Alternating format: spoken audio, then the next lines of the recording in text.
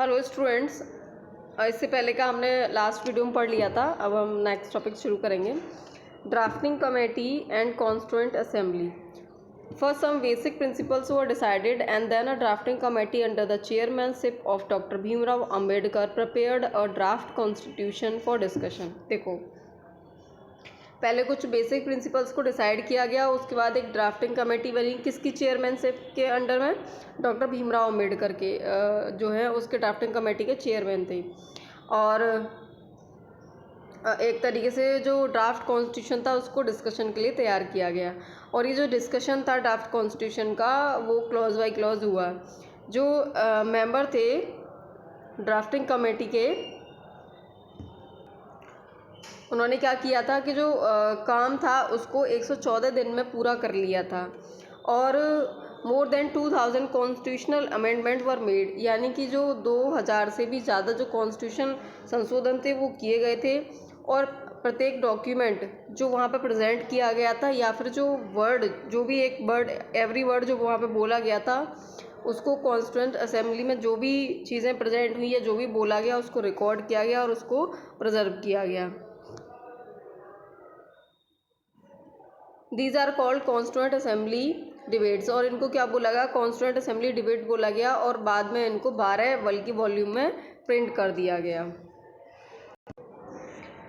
It's working, there are 3 major aspects. इसके क्या मतलब इम्पोर्टेंस रहती है एक तरीके से, तो वो आप देख लीजिए। It lays down the procedure for choosing person to govern the country about elections, यानी कि एक तरीके से ये वो चीज़ हमें प्रोवाइड कराता है, वो प्रोसीजर प्रोवाइड कराता है जिससे कि कंट्री के लिए किसी पर्सन को चूज़ किया जाए जो कि कंट्री को गवर्न कर सके। जैसे कि इलेक्शन है, इलेक्शन के बारे में ये बताता है।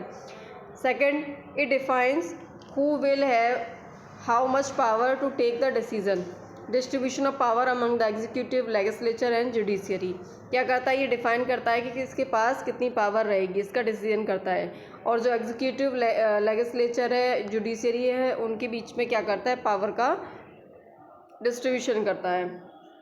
Third, it put limits to what the government can do by providing some rights to the citizens that can not be violated, यानी कि ये लिमिट करता है कि गवर्नमेंट को क्या कर सकती है और क्या नहीं। उसके अलावा जो राइट सिटीजन्स को दिए गए हैं उनको वायलेट न किया जाए, उनको ख़त्म ना किया जाए। यानी कि कुछ सिटीजन्स को ऐसे राइट्स दिए गए हैं जिसको गवर्नमेंट हटा नहीं सकती है। और इस तरीके के जो राइट्स हैं उनको क्या बोला जाता है? Fundamental rights. इसके बाद important terms used in preamble. जो प्रीएम्बल बना है उसके अंदर जो इम्पोर्टेंट टर्म्स हैं वो आप देख लीजिए। पहला है we the people of India, the constitution has been drawn up and enacted by the people of India through their representatives.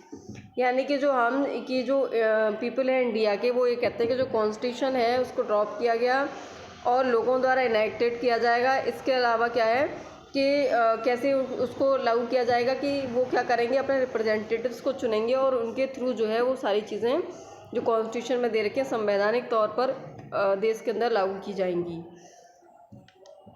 Sovereign, India is a free country and no external power can directed to the government of India. Sovereign का मतलब है कि India एक free country है और कोई भी external power जो इंडिया की गवर्नमेंट है उसको डायरेक्टेड नहीं कर सकती है। Socialist, wealth generated socially and should be shared equally by society.